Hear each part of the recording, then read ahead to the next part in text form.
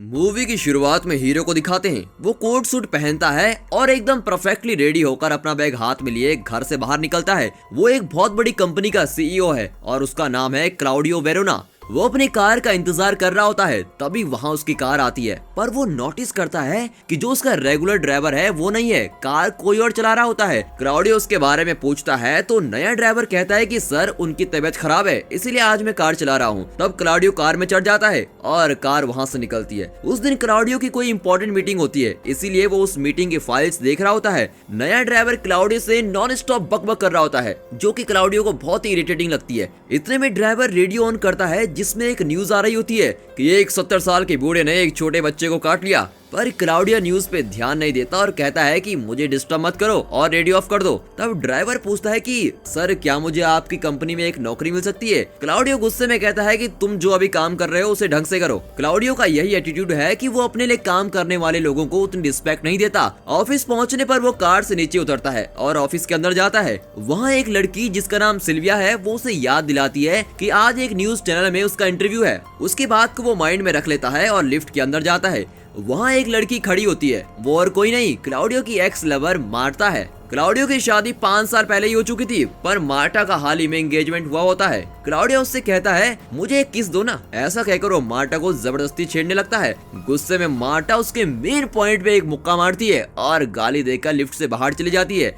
Claudia का office 10th floor पर होता है और वो वहीं जा रहा होता है। तभी उसकी वाइफ उसे कॉल करती है और पूछती है तुम ठीक तो हो ना, ऑफिस पहुंच गए क्या। क्लाउडिया कहता है कि हाँ मैं ऑफिस की लिफ्ट में हूँ, क्या बात है। उसकी वाइफ कहती है कि अभी मैंने न्यूज देखी, लगता है कि कोई दंगा फसाद या टेररिस्ट अटैक हो गया है, तुम प्लीज सेफ रहना। जब वो बात कर रहे होते हैं तो अचानक लिफ्ट रुक जाती है। उसकी वाइफ कहती है कि घर आते वक्त दूध ले आना। ठीक है मैं बाद में कॉल करता हूँ। ऐसा कहकर क्लाउडियो कॉल कट कर देता है। फिर वो लिफ्ट ऑपरेटर को कांटेक्ट करता है और उससे कहता है कि मैं लिफ्ट में 6th और 7th फ्लोर के बीच में फंस गया हूँ। लिफ्ट ऑपरेटर कहता है कि सर जरा टाइम तो दीजिए, मैं चेक करके बताता हूँ। क्लाउडिया भी अपनी घड़ी देखता है और वेट कर रहा होता है क्योंकि उसकी मीटिंग का टाइम भी तो हो रहा होता है। इतने में लिफ्ट ऑपरेटर वापस आ जाता है और फोन पे पूछता है कि सर आप वहाँ हैं क्या। क्लाउडिया मजाक में कहता है कि नहीं मैं अभी बाहर जाके एक लाजवाब चाय पीकर आया हूँ। तो ऑपरेटर कहता है कि पावर यूनिट में छोटा सा प्रॉब्लम है सर, और मैं उसे ठीक करने के लिए अपने आदमी भेज रहा हूँ। तब क्लाउडिया उसे गुस्से में कहता है कि बिल्कुल ऐसी ही प्रॉब्लम 2 महीने पहले हुई थी, तुमसे एक लिफ्ट भी ठीक से मेंटेन नहीं किया जाता क्या। ऑपरेटर कहता है सॉरी सर मैं जल्दी ठीक करने की कोशिश करता हूँ। क्लाउडिया उसे फिर वार्निंग देता है कि तुम्हें मैं 10 मिनट का टाइम देता हूँ, उसके अंदर लिफ्ट ठीक करके दिखाओ। फिर क्लाउडिया अपनी असिस्टेंट सारा को कॉल करता है और कहता है कि मैं लिफ्ट में जरा फंस गया हूँ, तुम क्लाइंट को सिर्फ 5 मिनट के लिए एंगेज करके रखो, मैं जल्दी आ जाऊंगा। सारा भी मान जाती है और कहती है सर मैं सिचुएशन को थोड़ी देर के लिए मैनेज कर लूंगी, लेकिन आप जल्दी आ जाइए। क्लाउडिया एक सिगरेट जलाता है और स्मोक करने लगता है।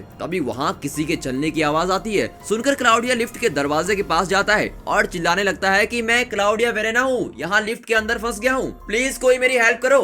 पर वहाँ कोई उसकी मदद के लिए नहीं आता। तभी वहाँ किसी के चलने की आवाज आती है। तब सारा उसे कॉल करके कहती है कि सर क्लाइंट को और ज्यादा इंतजार नहीं करवा सकते, आप जल्दी आ जाइए। क्लाउडिया उससे थोड़ी देर और मैनेज करने के लिए कहता है। फिर वो लिफ्ट ऑपरेटर को दोबारा फोन करता है और पूछता है कि इतनी देर क्या कर रहे हो तुम। ऑपरेटर कहता है सर मेरे आदमी अभी तक नहीं लौटे हैं, शायद अभी भी ऊपर चेक कर रहे हैं। तब क्लाउडिया कहता है कि ठीक है तुम मुझे उसका नंबर दे दो, मैं उन्हीं से बात कर लूंगा। फिर वो ऊपर चेक करने वाले आदमी को कॉल करता है और पूछता है कि क्या प्रॉब्लम है। वो आदमी कहता है कि पावर सप्लाई थोड़ा कम आ रही है, इसलिए लिफ्ट काम नहीं कर रही है। तो क्लाउडिया कहता है कि अभी 2 महीने पहले ही तो यही प्रॉब्लम थी, तब तुमने उसे जैसे ठीक किया था इस बार भी वैसा ही कर दो। वो आदमी जवाब देता है कि सर आपकी बात बिल्कुल सही है, पर 2 महीने पहले यहाँ जनरेटर काम कर रहा था, पर अब वो काम ही नहीं कर रहा। तब अचानक उन लोगों पे कोई बुरी तरह से अटैक करता है और उनके चीखने की आवाज क्लाउडिया फोन पे सुनता है। तभी कॉल भी कट हो जाता है। क्लाउडिया फिर से ऑपरेटर को कॉल करके गुस्सा करके कहता है अरे ये कैसा आदमी तुमने काम पे रखा हुआ है जो बात करते करते चिल्लाने लगता है और कॉल भी काट दिया। तभी ऑपरेटर कहता है कि सर मैं खुद आके लिफ्ट चेक करता हूँ। ऐसा कहकर वो कॉल कट कर देता है। क्लाउडिया अपनी घड़ी देखता है तो पता चलता है कि मीटिंग के लिए वो बहुत ही लेट हो गया है।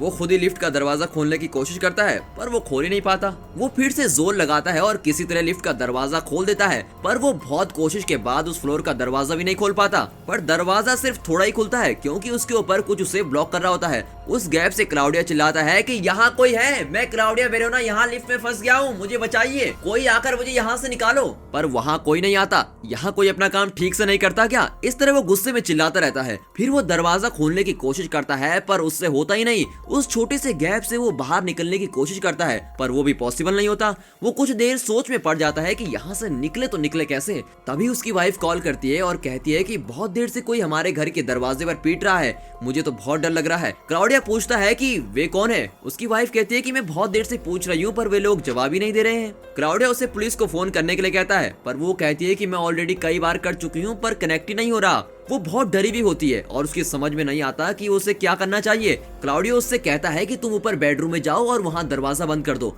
उसकी वाइफ बिल्कुल वैसा ही करती है और कहती है तुम जल्दी घर वापस आ जाओ। क्लाउडियो कहता है कि मैं लिफ्ट में फंसा हूँ यार, मैं कैसे आऊँ? जैसे यहाँ से निकलूंगा सीधे घर ही आऊंगा। क्लाउडियो ऑलरेडी मुसीबत में फंसा हुआ था और ऊपर से एक और नई मुसीबत उसके दिमाग खा रही थी कि अब उसकी वाइफ प्रॉब्लम में फंस गई है। तभी क्लाउडियो अपने फ्रेंड को कॉल करता है और कहता है कि यार कोई पागल मेरे घर का दरवाजा बहुत देर से पीट रहा है, मेरी वाइफ अंदर बहुत डरी हुई है, तुम प्लीज वहाँ जाकर थोड़ा चेक करो ना कि क्या हो रहा है। उसका फ्रेंड कहता है कि यार मैं ऑलरेडी ट्रैफिक जाम में फंसा हुआ हूँ और यहाँ से निकलने के लिए कम से कम 20 मिनट तो लगेंगे ही, मैं जितनी जल्दी हो सके तुम्हारे घर पहुँचने की कोशिश करता हूँ। क्लाउडियो उसे थैंक करके कॉल कट कर देता है। इतने में उसकी मॉम फोन करती है और कहती है कि सारे शहर में टेररिस्ट अटैक हो गया है, तुम सेफ रहना। क्लाउडियो कहता है क्या टेररिस्ट अटैक, और वो भी पूरे शहर में? आप टीवी न्यूज को सच मानती हो क्या? ठीक है मैं बाद में फोन करूंगा। ऐसा कहकर वो कॉल कट कर देता है और फिर से स्मोक करने लगता है। तभी कुछ लोग लिफ्ट के सामने से भाग रहे होते हैं और बचाओ बचाओ कहकर चिल्ला रहे होते हैं। क्लाउडियो उन्हें देखकर चिल्लाता है कि यार पहले मुझे यहाँ से बचाओ।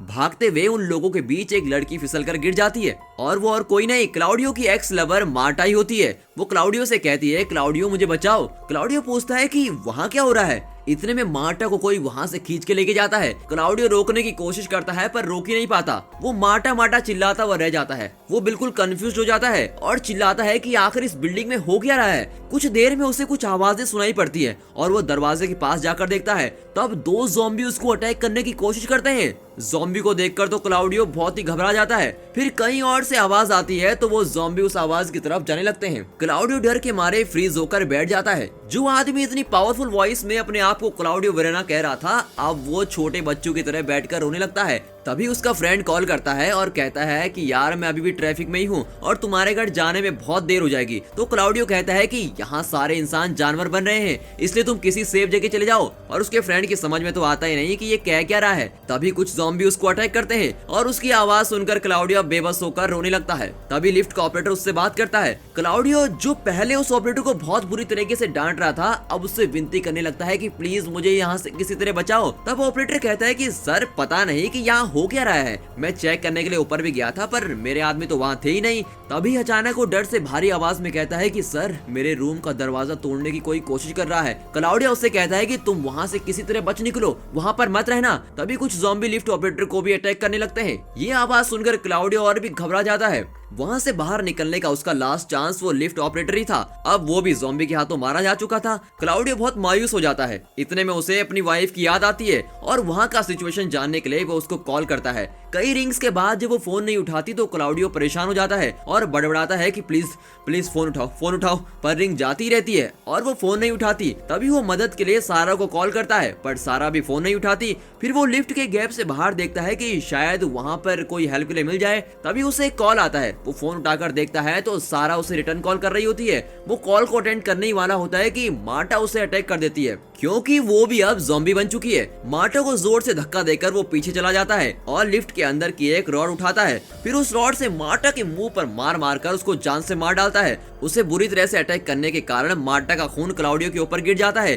क्लाउडियो अपनी बोतल में रखे पानी से अपना मुंह धोता है और हाथ धोने लगता है। उसे मार्टा का मुंह दिखाई नहीं देता, इसलिए वो उसी रॉड से उसकी लाश को वहाँ से दूर कर देता है। फिर वो एक सिगरेट जलाने की कोशिश करता है पर उसका लाइटर काम ही नहीं करता। इससे वो और भी टेंशन में आ जाता है और लाइटर फेंक देता है। तभी लिफ्ट के अंदर मार्टा का खून बह रहा होता है।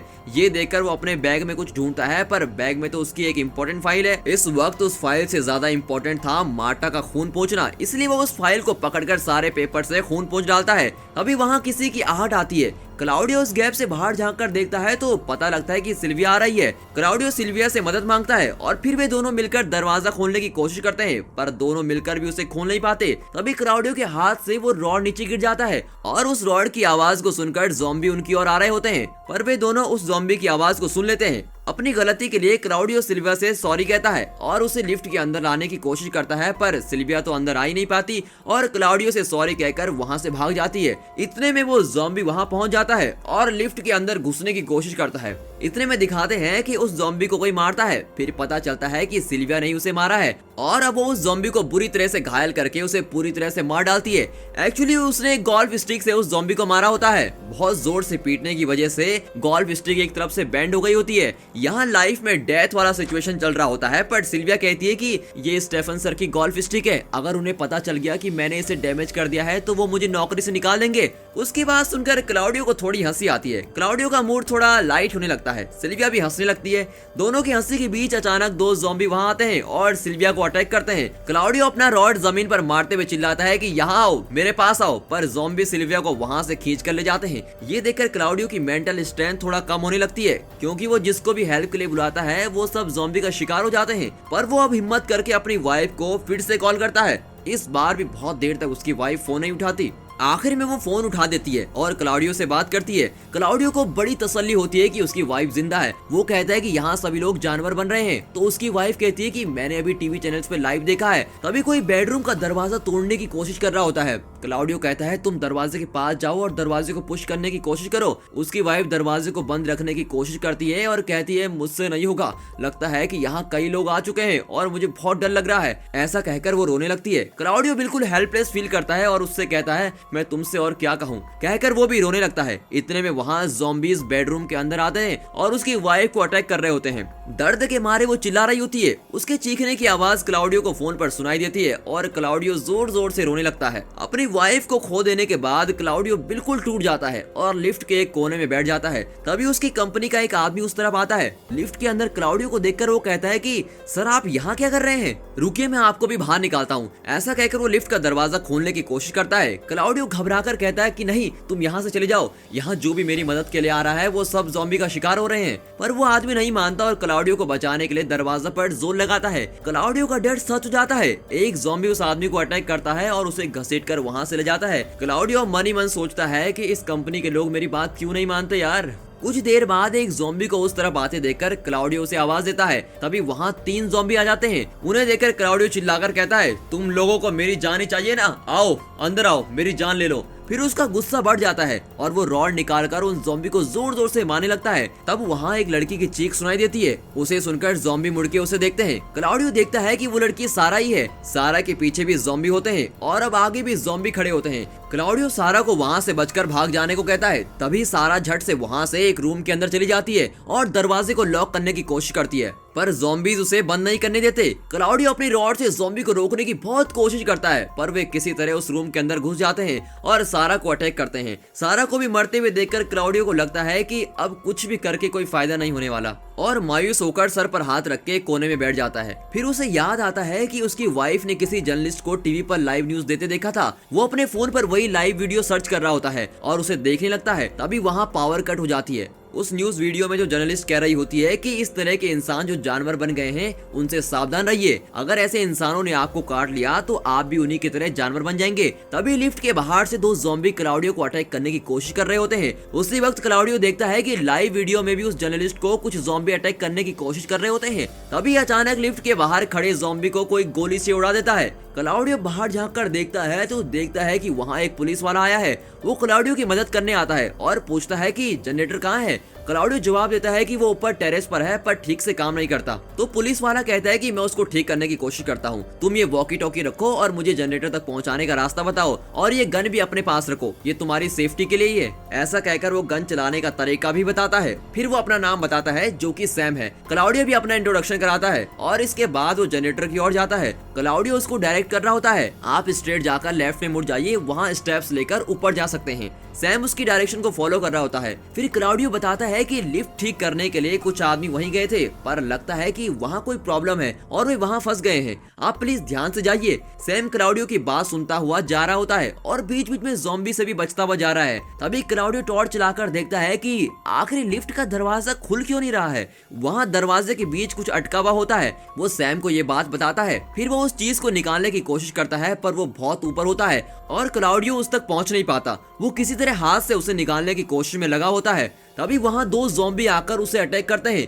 क्लाउडियो सैम की गन से उन दोनों ज़ॉम्बी को शूट कर देता है। तभी सैम कुछ ज़ॉम्बी के बीच फंस जाता है और क्लाउडियो को उसकी चीख सुनाई देती है। इसके साथ सिग्नल भी कट हो जाता है। अब क्लाउडियो के पास उम्मीद नाम की कोई चीज नहीं होती। तभी पावर वापस आ जाती है। कुछ देर में रात हो जाती है। क्लाउडियो को इतना फ्रस्ट्रेशन होता है कि वो खुद को गोली मारने वाला होता है, पर कुछ ही सेकंड्स में वो अपनी सोच बदल देता है। फिर वो लिफ्ट के बाहर रेंगते हुए ज़ॉम्बीज़ पर अपनी गन को एम करता है। तभी ऊपर से किसी की आवाज आती है। वो सैम की ही आवाज होती है जो ज़ॉम्बी से बचकर आ गया होता है। वो क्लाउडियो से लिफ्ट के ऊपर का दरवाजा खोलने को कहता है। क्लाउडियो रॉड से दरवाजा खोल देता है। फिर सैम नीचे आ जाता है और वहाँ खड़े ज़ॉम्बी को शूट कर देता है। फिर वो दोनों बैठकर बातें करने लगते हैं। सैम बताने लगता है कि ऊपर उसके साथ क्या क्या हुआ था। मैं जब सीढ़ियों से ऊपर गया तो वहाँ कई ज़ॉम्बी थे, उनसे बचकर निकलना मेरे लिए बहुत मुश्किल था। मैं तुम्हें नहीं बचा पाया। I am really sorry for that. तभी क्लाउडियो देखता है कि सैम के पैर पर किसी ज़ॉम्बी ने काटा है। सैम अपनी गन क्लाउडियो को देता है और कहता है कि मुझे मार दो, क्योंकि मैं भी ज़ॉम्बी बन रहा हूँ। तुम प्लीज मुझे शूट कर दो। पर क्लाउडियो कहता है कि ये मुझसे नहीं होगा। ठीक है, मैं अपने आप को शूट कर दूंगा। ऐसा कहकर सैम शूट करने ही वाला होता है, पर क्लाउडियो उसको वैसा करने नहीं देता।